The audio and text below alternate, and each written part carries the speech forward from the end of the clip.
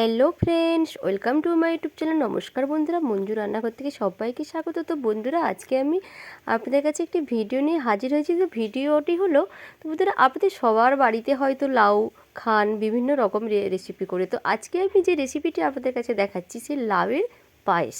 তো আপনারা অনেকেই হয়তো খেয়েছেন। তো আমি কিভাবে করছি সেটা আমি আপনাদের সঙ্গে শেয়ার করছি। তো বন্ধুরা, আমার পুরো ভিডিওটি দেখবেন, মাঝখানে স্কিপ করবেন না। যদি স্কিপ করেন তাহলে গুরুত্বপূর্ণ টিপসগুলো আপনারা ছেড়ে যাবে, তখন আর রেসিপিটি তৈরি করলে আর হয়তো অতটা ভালো লাগবে না। তো বন্ধুরা, আমার চ্যানেলে নতুন শ্রোতা হলে চ্যানেলটি সাবস্ক্রাইব করার অনুরোধ রইল। লাইক কমেন্ট শেয়ার করতে বন্ধুরা ভুলবেন না। আর হাতের কাছে যে নোটিফিকেশান বেল আইকনটি প্রেস করে অল করে দেবেন, যে নতুন নতুন ভিডিওগুলো ছাড়বো সরাসরি আপনারা আপনাদের কাছে পৌঁছতে পারে। তো বন্ধুরা, আপনাদের কাছে অনুরোধ রইল সুন্দর ওই আঙুলগুলো দিয়ে আমার ভিডিওটিকে লাইক করবেন। তো বন্ধুরা, আর বেশি কথা না বাড়িয়ে এবার ভিডিওটি শুরু করা যায়। দেখুন বন্ধুরা, দুধ লাউয়ের জন্য প্রথম আমি লাউটা রেডি করে নেব। তো দেখুন, একেবারে কচি লাউ। তো দুধ লাউয়ের জন্য এইরকম ছোট কচি লাউ নেবেন, তবে দুধ লাউটা কিন্তু খেতে সুবিধে হবে।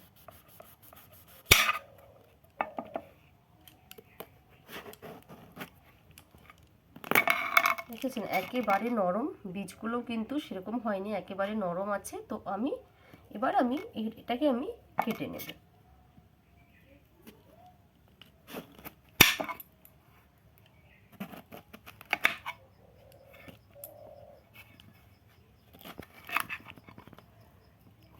আমি ছালগুলোকে এইভাবে আমি ছাড়িয়ে নেব। এই খোসাগুলো কিন্তু আমি ফেলে দেব না, খোসাগুলো আমি রান্না করে নেব। তো যতটা পারবেন এই যে গায়ে সবুজ এই দাগগুলো কিন্তু তুলে দেবেন।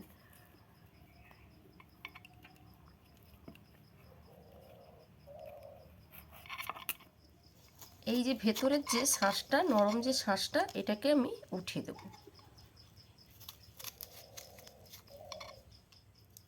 দেখুন বন্ধুরা, আমি ভালো করে 4 থেকে 5 বার, দেখবেন লাউ কাটার পর একটা গায়ে একটা কষকষ ভাব লেগে থাকে, আমি তার জন্য 4 থেকে 5 বার আমি ভালো করে ধুয়ে নিয়েছি।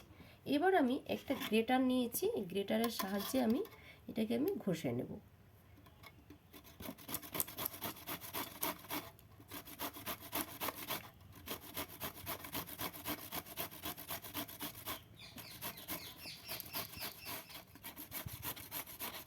আমি আবারও একটি নিয়ে আমি ঘষে নিচ্ছি। দেখুন এইভাবে কিন্তু হবে। এই যে দেখুন, একেবারে মিহিও না আর একেবারে মোটা মোটাও না। দেখুন আমি সবগুলো ঘষে নিই, তারপরে স্টেপটা আমি দেখাবো আমি কী করব। দেখুন, লাউয়ের থেকে যে জলগুলো থাকে না, দেখবেন খুব জল বেরোয় লাউ থেকে। লাউ রান্নার সময় কিন্তু জল দিতে লাগে না, নুন দিয়ে দিলে কিন্তু লাউ দেখবেন জল গলে যায়। সেই রকম আমি গ্রেট করে নেওয়ার পরে দেখুন যতটা পারবো আমি চিপে কিন্তু জলগুলোকে বের করে দেবো, কারণ লাউয়ের একটা দেখবেন একটা সবুজ সবুজ ভাব, একটা গন্ধ থাকে। এতে কিছুটা গন্ধ কেটে যাবে, তারপর যখন আমি আবার সেদ্ধ করব তখন আর ওই গন্ধটা থাকবে না। তো বন্ধুরা, আপনারা যতটা পারবেন এইভাবে চিপে চিপে বের করে নেবেন। আরও একটু আছে লাউ, সেগুলোকে আমি গ্রেট করে নিয়ে আমি আপনাদেরকে দেখাচ্ছি। তো বীজগুলো কিন্তু বন্ধুরা ফেলে দেবেন, যদি একটা দুটো বীজ থেকে যায় ঠিক সেগুলো কিন্তু রাখবেন না, বেছে ফেলে দেবেন। দেখুন গ্রেট করে চিপে নিয়েছি, এবার আমি আরও একটু জল দিয়ে আমি ধুয়ে নেব। আমি 2 থেকে 3 বার আমি ধুয়ে নেব। তো এবার আমি কি করে তুলব আপনাদেরকে আমি সেটা দেখাচ্ছি। প্রথম আমি চিপে চিপে এভাবে আরও একটু উঠিয়ে নেব, দিয়ে যে ছাঁকনি থাকে না, ছান্তা বা ছাঁকনি সবার বাড়িতেই থাকে, সেই ছান্তা দিয়ে এইভাবে চিপে ঢেলে দিয়ে চিপে তুলে নেবেন। আমি সেইভাবে আপনাদেরকে করে দেখাচ্ছি।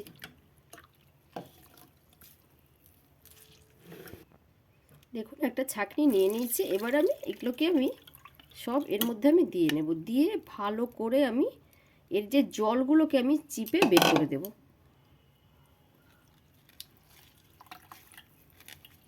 আমি 3 থেকে 4 বার এইভাবে আমি করে নেব। গ্যাস অন করে দিয়েছি, একটি সসপ্যান বসিয়ে দিয়েছি। এবার দেখুন আমি এই বাটিটার হাফ বাটি জল নিয়েছি। আমি এবার গ্রেট করে নিয়ে লাউগুলো আমি একটু ভাপিয়ে নেব।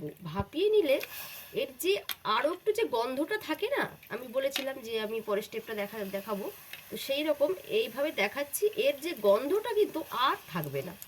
তখন খেতে খুব সুস্বাদু লাগবে। এটা আমি 3-4 মিনিটের জন্য আমি ভাপিয়ে নেব, দিয়ে আমি এবার ঢাকা দিয়ে দেবো।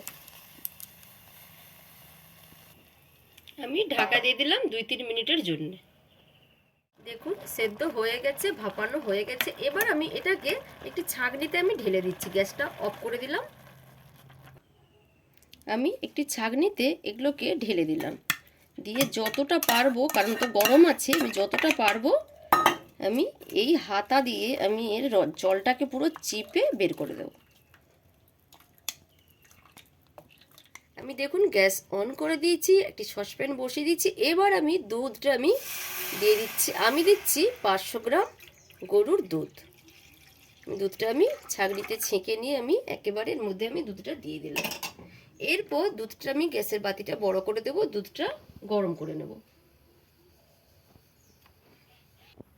দুধটা উষ্ণ গরম হয়ে গেছে। এবার দেখুন আমি দিচ্ছি আমুলের প্যাকেট আমি একটা দিয়ে দিচ্ছি। তো এক পাশে কিন্তু দুধটা ঢালতে হবে, আর একদিকে একটি হাতা দিয়ে কিন্তু দুধটাকে নাড়তে হবে, নাহলে কিন্তু দলা দলা ভাব থেকে যাবে। আর বন্ধুরা, আমুল দুধ দেওয়ার সময় কিন্তু খুব বেশি টকটকে গরম দুধে দেবেন না, তাহলে দেখবেন দলা দলা হয়ে যাবে। ঠিক উষ্ণ উষ্ণভাবে দিয়ে এইভাবে দিতে থাকবেন, দেখবেন একটুও কিন্তু দলাভাব হবে না। দেখুন একটুও কিন্তু আমি যে করলাম দলাভাব কিন্তু হলো না। এবার আমি চিপে রাখা লাউগুলো আমি দিয়ে দেব।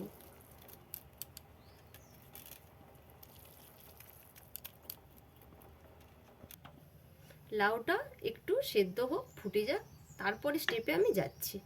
লাউ ভাপানো হয়ে গেছে। এবার আমি এর মধ্যে দিয়ে দেবো একটা তেজপাতাকে হাফ করে নিয়েছি 2 খণ্ড, আর 2টো এলাচকে আমি মুখ ফাটিয়ে রেখেছিলাম, সেগুলোকে আমি দিয়ে দিচ্ছি, যাতে ফ্লেভারটা খুব সুন্দর হয়।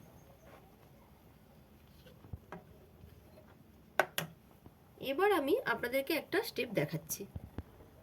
আমি একটি বাটি নিয়ে নিয়েছি, এর মধ্যে দিয়ে দিচ্ছি চালের গুঁড়ো। আমি 2.5 চামচ নিলাম চালের গুঁড়ো।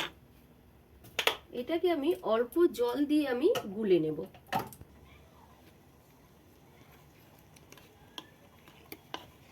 তো আমি চালের গুঁড়ো দিচ্ছি।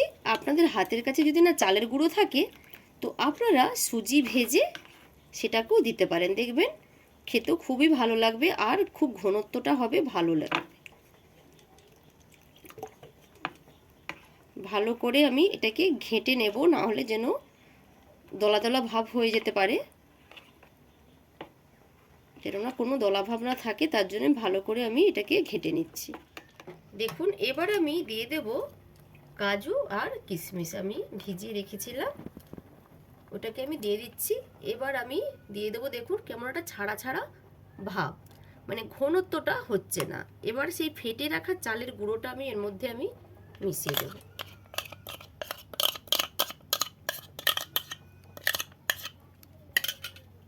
এবার আমি দিয়ে দেব চিনি। চিনিটা কিন্তু আমি লাউটা আপনাদেরকে দেখিয়েছি, লাউটা আমি দিয়েছি হাফ। এবার আপনাদের পরিমাণ হিসাবে কিন্তু আপনারা চিনিটা দেবেন, কেউ কমও খান বা কেউ বেশি খান, সেভাবে। বন্ধুরা, আমি এই বাটির 1 বাটি চিনি দিয়েছি। তো বন্ধুরা, ভিডিওটা মানে চিনিটা ঢালার সময় ভিডিওটা রেকর্ডিংটা বন্ধ হয়ে গেছে, তার জন্য আমাকে ক্ষমা করে দেবেন। নামানোর আগে আমি 1 চিমটি নুন দিয়ে দিলাম। নুনটা দিলে পায়েসের স্বাদটাই কিন্তু মানে বেড়ে যায়। তো এবার আমি এটাকে নামিয়ে দেবো। আমার কিন্তু লাউয়ের পায়েস একেবারে রেডি। কারণ আর আমি এটাকে ঘন করব না, যদি ঘন করে দিই তখন কিন্তু যত ঠান্ডা হবে এটা কিন্তু গাঢ় হয়ে যাবে। তো বন্ধুরা, এই লাউয়ের পায়েস কেমন লাগলো আপনারা আপনাদের বাড়িতে বানিয়ে আমাকে কিন্তু কমেন্ট করতে ভুলবেন না বন্ধুরা। তো আজকের মতো এখানেই আমি ভিডিওটি শেষ করছি। আবার আপনাদের কাছে নতুন ভিডিও নিয়ে হাজির হব। টাটা।